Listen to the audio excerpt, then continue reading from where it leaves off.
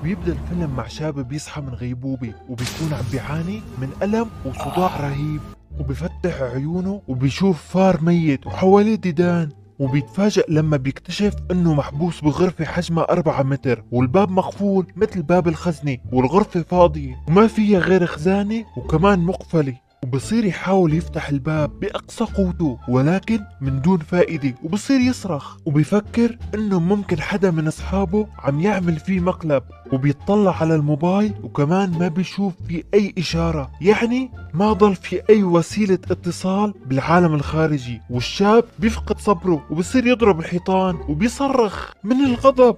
وبيمضى اول يوم والشاب بيشعر بالتعب لانه ما اكل ولا شرب مي، ولانه عطشان كتير بيروح وبيشرب فضلاته وبوله. وانا نوردن وجعني قلبي كتير واكتشفت انه الحياة غالية. اكتبولي بالتعليقات ممكن تعملوا هيك شي. الشاب من الوحدة راح يجن ويفقد عقله وبصير يضرب كل شي حواليه، وبيضرب الضوء وبيلاحظ انه فيها مفتاح وفورا بيضربها وبينزلها على الارض، وبيكتشف انه المفتاح خاص بالخزانة المقفلة، ولما بيفتحها بيشوف جواتها حاويتين اكسجين ومكنة الحام معدن ومطرقة ومسمار حديد، وفورا بياخد العدة وبيحاول يفتح باب الحديد ولكن من دون اي فائدة. وهون كمان بيفكر يحرق باب الحديد بمكنة الحام، ولما بيشعل النار بيشعر بأمل وتفاؤل كبير ولكن كمان من دون فائدة، وبيحاول يستخدم مسدس الحام على أجهزة إنذار الحريق، وبيكون متفائل تنزل مي لأنه عطشان كتير ولكن الإنذار ما بيشتغل، فبيروح وبيحاول يحرق باب الحديد من جديد وبيحاول يذوبه.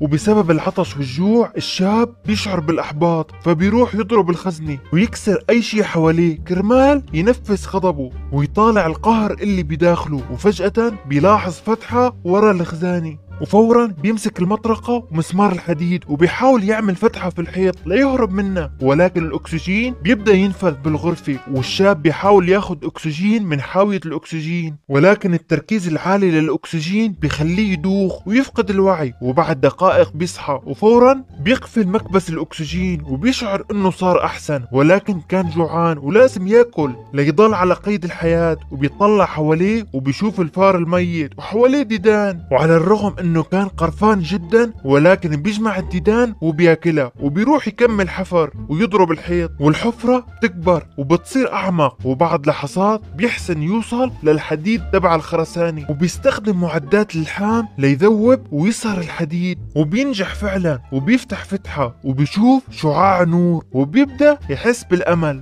والفتحة توسع اكثر وصار قادر يدخل منها، وبيقرر يدخل منها. ولكن هون الصدمة، بيكتشف انه انتقل على غرفة تشبه نفس غرفته بالضبط، والشاب انهار من الصدمة واكتشف انه كل التعب طلع على الفاضي، وبصير يضرب الباب الحديد بغضب. وبعدين بصير يكتشف الغرفة الثانية وبيلاقي فيها تابوت لونه أحمر، ولما بيفتحه بيشوف بالداخل بنت نايمة، والشاب فورا بصحيها، والبنت أول ما بتفيق بتصير تصرخ بخوف، والشاب بيحاول يحكي معها بس هي ما بتفهم عليه لأنه بيتكلم لغة تانية، والبنت بتخاف منه وبتهرب على غرفة الشاب اللي خرج منها. والشاب كان تعبان كتير ومو قادر يشرح لها أي شيء ولا يفهمها، فبيقرر ينام ويرتاح بالتابوت تبع البنت. ولكن بعد ساعة البنت بتجي تصحيه من النوم وبتطلب منه يكفي حفر النفق، ولكن هو كان فقد قوته من كتر الجوع والعطش، وكمان ايده وجعته، خاصة انه صار له ايام عم يحفر وكان محتاج استراحة. وبعد ما البنت يأست تخليه يكمل حفر فبتروح هي تكمل حفر وبتاخد العدة وبتبدأ تضرب بالحيط، ولكن الموضوع كان صعب عليها وبتأذي حالها، والبنت بتقرر تروح تعمل حمام، فبتروح على الغرفة الثانية لتعمل بيبي. فهمتوا علي صح؟ والشاب فورا بيوقفها، وباستخدام الإشارات البنت بتبدأ تفهم على الشاب. قبل ما تعمل بيبي الشاب بيبدأ يشرح لها انه صار له ايام ما شرب مي، وبيعطيها حذائه كرمال تعبيها بول، وبالفعل بعد ما خلصت بيركض وبيبدأ يشرب الفضلات، وكمان البنت بتشرب شوي من الحذاء. وانا نوردن صدمت ووجعني قلبي. انتو شو رأيكم؟ بسولي زر اللايك واكتبولي رأيكم بالتعليقات. والشاب بينصح البنت تاكل من الديدان اللي حوالين الفار الميت كرمال تحافظ على حياتها، ولكن البنت بترفض والشاب بكمل حفر. وبعد وقت طويل بيلاحظ انه الحفرة لساتها صغيرة كتير، كمان ما عنده اي طاقة، والبنت بتشعر باحباط وبتصير تبكي، والشاب بيحاول يخفف عنها ويغير جو، وبيبدأ يغني لها أغنية، والبنت بتمسح دموعها وبتبدأ تغني معه، والشاب بيضرب إصبعته بالغلط، والبنت بتخلع الحجاب اللي على راسها وبتبدأ تلف وتعالج الجرح. ومع الوقت تتكون بينهم صداقة ونظرات حب، ولما بيركزوا لمساعدة بعض فجأة الباب بيبدأ يفتح وبيركضوا لعنده فورا، ولكن بيرجع يتقفل أول ما يوصلوا لعنده، وبيرجع الباب لوضعه الطبيعي. وبعد محاولات كتيرة بيكتشفوا انه الباب بينفتح لما يديروا ظهرهم للباب، وهون بيحاولوا يمشوا لعند الباب وهن ماشيين بطريقة عكسية وظهرهم للباب، وبالفعل الباب بينفتح. واخيرا واول ما بيطلعوا من الباب بيشوفوا غرفة ثالثة نفس الغرفة الأولى والثانية، ولكن فيها ضريح لقبر ونفس باب الحديد، وبيجربوا نفس الطريقة لفتح الباب وبيمشوا بطريقة عكسية، ولكن الباب ما بيفتح رغم محاولتهم. وبيروحوا يجربوا يحفروا بالمقبرة وبيحاولوا يعملوا نفق فيها، ولكن الشاب بيصير معه جفاف من كتر العطش والجوع وبينهار على الأرض.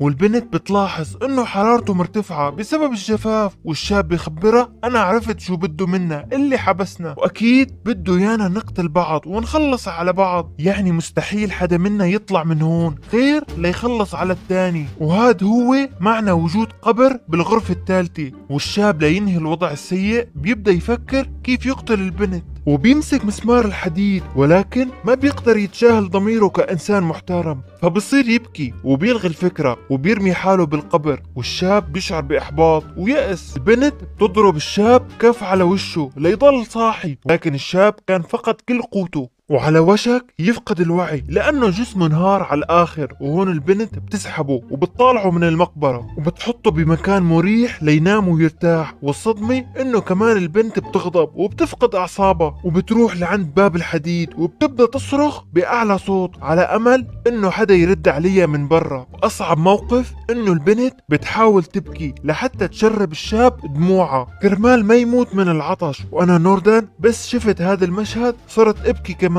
لأنه والله وجعني قلبي عليهم. وبعد فترة كمان البنت بتنهار وبتنام حده، والشاب بعد ساعات بيصحى وبيشوف البنت نايمة بجانبه، فبيروح على الغرفة الثانية وبيشيل الغطاء اللي على التابوت وبيرجع وبيغطي البنت. والمشهد كان مليان حب وحنان، ولكن من شدة العطش والجوع بيرجع الشاب بدوخ وبينهار وبينام مرة تانية. ولكن قبل ما يغفى بيسمع صوت الباب ابتدى يفتح، وفورا بيصحي البنت وبيحاولوا يمشوا لعند الباب بنفس الطريقة العكسية اللي بسببها استطاعوا يفتحوا باب الغرفة الثانية. ولكن الشاب بيكون كتير ضعيف وبيوقع على الأرض، ولكن البنت بتساعده وبتسنده وبيرجعوا سوا بطريقة عكسية باتجاه باب الحديد. ولما بيوصلوا لعند الباب بيفتح، وأخيرا والصدمة إنه بيفتح على عالم مختلف، عالم جميل كله طبيعة وماء وضوء وحياة كأنه الجنة، وطيور غريبة الألوان حواليهم. وبيستغربوا هن الاثنين من هذا العالم،